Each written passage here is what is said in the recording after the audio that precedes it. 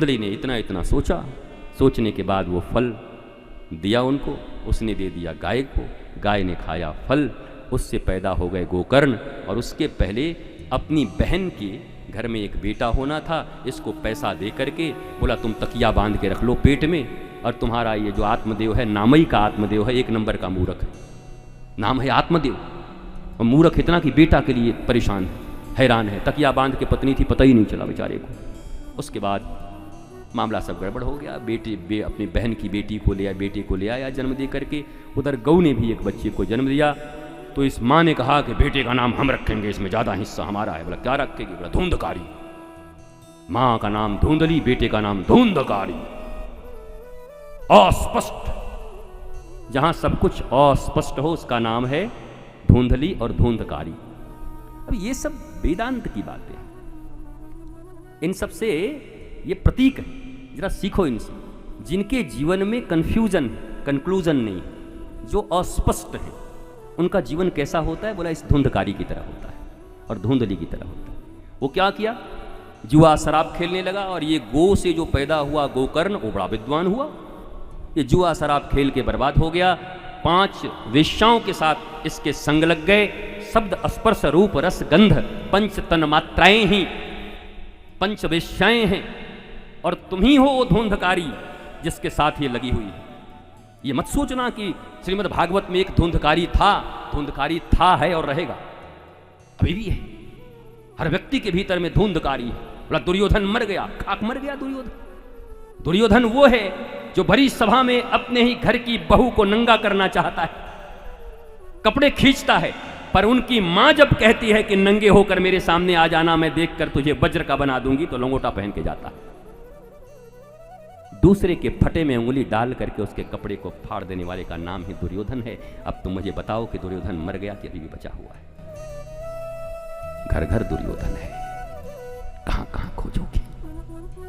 अपना तो नंगापना भी याद नहीं रहता, और किसी की इतनी सी बुराई लेकर इतना उसके पीछे पड़ जाते हैं। संतों के पीछे, महंतों के पीछे, महात्माओं के पीछे, सज्जनों के पीछे, ईमानदारों के पीछे लोग ऐसे पड़ते हैं इतनी सी कालीमा को लेकर के।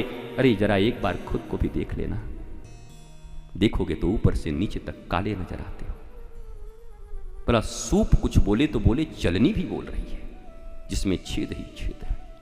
आप यहां निंदा के लिए नहीं आए, आप सदैव ईश्वर की प्रशंसा करो, और सिया राम मैं सब जग जानी, करहूं प्रणाम जोरी जग पानी।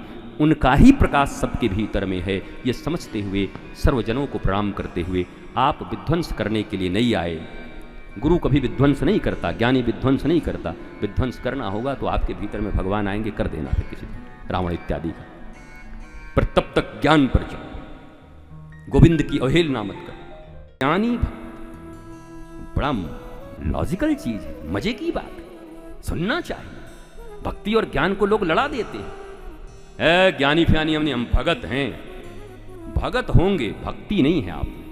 वो भगत तो हम जानते हैं, भगत का अर्थ क्या होता है? चमचे हो क्या हो? भगत का अर्थ क्या हो? भक्ति क्या है? भक्ति और विभक्ति, योग जुड़ जाना, विभक्ति मतलब अलग हो जाना, ईश्वर के साथ एकाकार, ज्ञान के साथ एकाकार। हु एम आई, ये रियल नॉलेज जो आज रावण हनुमान जी से पूछ रहा है, कहते कपे who are you, tell me, और हनुमान जी घबरा जाते हैं, मैं कौन हूं? अब सीता जी गुरु बनकर के जब प्रबोध देती हैं, तब कहते हैं दासो हम कौशलेंद्रस्य। कविराज कहते हैं जीव होए श्री कृष्ण नित्यदास। जीव का एक ही परिभाषा है दुनिया में, वो श्री कृष्ण का नित्यदास था, है और रहेगा। एक ही संबंध है भगवान के साथ, तुम्हारा एक ही परिचय है। व्यवहारिक रूप से तुम टीचर होगे, प्रीचर होगे, लीडर होगे, मास्टर होगे, लेकिन तुम्हारा जो असली परिचय है वो है दासोहम। उनका दास हूं मैं, उनका दास हूं मैं। सुतीक्ष्ण जी, अगस्त जी के शिष्य, कितना सुंदर कहते हैं, अभिमान है मेरे में। अरे बोला तू इतने बड़े अगस्त ऋषि का शिष्य है, अभिमान रखता है? सुतीक्ष्ण जी बोला हाँ अभिमान है। किस बात का अभिमान है? बोला अस्य अभिमान जाई जनि भोरे, मैं सेवक रघुपति पति मोरे, अस अभिमान जाई जनि भोरे। मैं सेवक रघुपति पति मोरे। एक अभिमान मेरे भीतर है। बोला गुरु के शिष्य हो और अभिमान? बोला हाँ क्या है? मैं सेवक रघुपति, मैं रघुपति का सेवक हूं, वो मेरे पति हैं, इस बात का अभिमान है, मालिक है मेरे। हाँ बोला ऐसा अभिमान तो होना ही चाहिए। हमारा अभिमान किस चीज का है? हमारे भैया IAS है। बंटवारा हो जाएगा कुछ दिन के बाद, सावधान रहना। हमारे चाचा के लड़के के, ताऊ के, बहनोई के, नंदोई के, छोटी बहन के, उनके चचेरे भाई के, फुफेरे ममेरे ददेरे चचेरे, उनके करीबी मित्र के बेटा के पापा जी बड़े करीबी हैं हमारे। बाहरे करीबी, इतना करीबी, गले क्यों नहीं लगा लेते थे? प्रवेश कर जाऊं उन्हीं में। कितने करीबी, जो सबसे करीब बैठा है तुम्हारी आत्मा, उससे तो परिचय हुआ नहीं। उलंग ही रह गए, नंगे ही रह गए, गरीब ही रह गए। जिस आत्म परिचय होने के बाद विवेकानंद विदाउट टिकट, बिना टिकट के, बिना पैसे के शिकागो पहुंचकर और खड़े होकर भारतीय धर्म की ध्वजा को फैला देते हैं। सारे अंग्रेज पीछे पीछे भागते रहते हैं। Brothers and sisters, sisters and brothers, किस चीज के बल पर? कोई धनाढ्य थे? बड़ी तकलीफ थी जीवन में, पिता मर गए और उसके बाद 2 रुपए कमाना मुश्किल होता था, नौकरी नहीं थी। विवेकानंद नरेंद्रनाथ का जीवन बड़ा कष्टप्रद था। अपने बहन को पाल नहीं पाते थे, मां को भोजन नहीं करा पाते थे, जाने को टिकट नहीं थी। लेकिन जब शिकागो में खड़े होकर के किस बल के ऊपर में पूरे दुनिया के सम्राट बन के आज बैठे युवा विवेकानंद। क्या था विवेकानंद के समय? किसी अरबपति का नाम बताओ अगर तुम्हें याद हो तो, बताओ अगर कोई हो।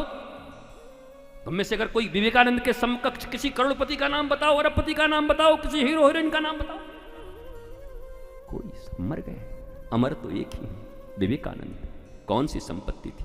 आत्म संपत्ति थी, आत्मज्ञान था, आध्यात्म की संपत्ति थी। तब भी हीरो थे, आज भी हीरो हैं, और जब तक ये पृथ्वी रहेगी तब तक हीरो रहेंगे, क्योंकि आत्मज्ञान से संपन्न थे। आत्मज्ञान से संपन्न मनुष्य सदा हीरो है। बाकी हीरोपंती चली जाएगी। जवान हो मधुबाला और मीना कुमारी की तरह तो किशोर कुमार सब भागते आएंगे।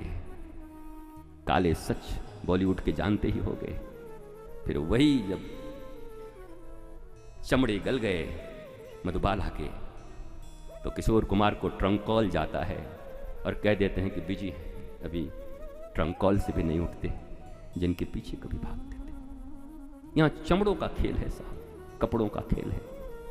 पर ये वास्तविक परिचय तुम्हारा जो आज हनुमान जी बता रहे हैं, कोई बात नहीं, अगर महात्मा की कथा नहीं हुई तो कोई भी चिंता मत करना। यही महात्मा है श्री कृष्ण का, यही महात्मा है भगवान का, यही महात्मा है भागवत का। क्या भागवत का महात्मा कोई अलग से होगा क्या? धुंधकारी कहेंगे तभी होगा क्या? धुंधली कहेंगे तभी होगा क्या? गोकर्ण कहेंगे तभी होगा क्या?